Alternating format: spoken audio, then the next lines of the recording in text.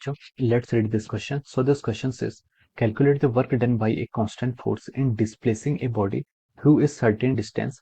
Measures the change in the kinetic energy of the body. ये किसके equal होता है? आपका चेंज इन काइनेटिक एनर्जी के इक्वल होता है. ओके, तो देखिए बच्चों, इस क्वेश्चन का की कॉन्सेप्ट आप क्या लिख सकते हैं? The key concept of this question is work done bye a constant force. क्या हो जाएगा आपका? Work done bye a constant force. This will be the key concept of this question. Okay, work done bye a constant force, ये क्या हो जाएगा आपका? इस क्वेश्चन का हमारा की कॉन्सेप्ट हो जाएगा. ओके, तो चलिए बच्चों, अब हम इस क्वेश्चन को आगे फर्दर सॉल्व करते हैं. ओके, तो देखिए बच्चों, आपको वर्क डन, आपका मान लीजिए आपका दिस इज अ बॉडी, आपकी क्या है? कोई आपकी बॉडी है. Okay, this is a body. Okay, अगर आप क्या कर रहे हैं? इस पर फोर्स अप्लाई कर रहे हैं. Okay, if you are applying a force F, okay, force F इस पर अप्लाई कर रहे हैं. इसकी इनिशियल वेलोसिटी मान लीजिए आपकी जीरो है. जीरो क्या है इसकी इनिशियल वेलोसिटी? ये बॉडी आपकी रेस्ट पर है. ओके, आपने इस पर फोर्स अप्लाई किया और कुछ डिस्टेंस ट्रेवल कर ली. इसने क्या?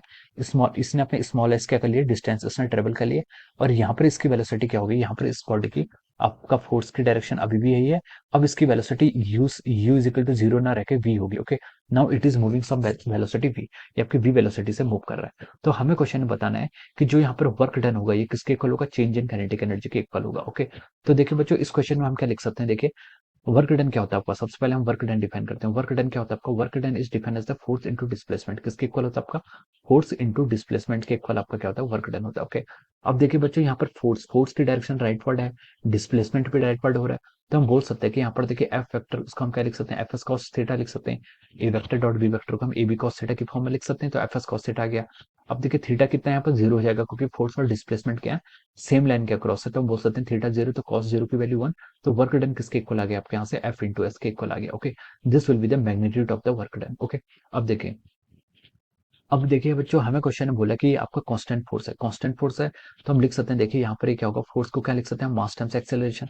क्या हो जाएगा आपका? कांस्टेंट फोर्स, यानी कि मास तो कांस्टेंट है, इस पर जो आपका एक्सेलरेशन एक्ट कर रहा है ये भी क्या होगा? आपका कांस्टेंट होगा. ओके, अगर आपका एक्सेलरेशन कांस्टेंट है तो आप कौन सी इक्वेशन यूज कर सकते हैं? आपको पता है, जब आपका यूनिफॉर्मली एक्सेलरेटेड मोशन होता है उस केस में देखिए आपको v गिवन है, u गिवन है, डिस्प्लेसमेंट गिवन है, a गिवन है.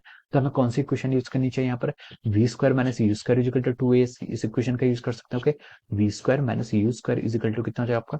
टू ए एस के इक्वल हो जाएगा. अब यहाँ से हम क्या लिख सकते हैं? देखिए यहाँ से हम लिख सकते हैं v square minus u square divided by, okay, ये आपका देखिए एक्सेलरेशन को क्या लिख सकते हैं? Divided by s. Okay, two times ये आपका क्या जाएगा? This will be equal to our acceleration. ये आपका एक्सेलरेशन के इक्वल आ जाएगा. ओके, ये आपका देखिए वर्क क्या हो गया? आपका force into displacement, m a into s, यहाँ से हम ऐसे लिख सकते हैं. ओके, अब देखिए बच्चों, एक्सेलरेशन की वैल्यू हम यहाँ से पुट कर लें तो कितनी हो जाएगी? V square minus of u square divided by two times displacement into of our displacement. Okay, यहाँ से हम इसको ऐसे वर्क एनर्जी थ्योरम से ऐसे लिख सकते हैं. ओके, अब देखिए आपका यहाँ से एस कैंसिल हो जाएगा. वर्क डन किसके इक्वल आ गया आपका? हाफ एम वी का square minus half m u का स्क्वायर. ये वर्क डन किसके कारण है? This work is done is by that this constant force F, इस कांस्टेंट फोर्स के आपके कारण है, और this is equal to our change in kinetic energy. तो क्वेश्चन हमसे ये बोला था कि work done by constant force in displacing body through certain distance measures the change in kinetic energy.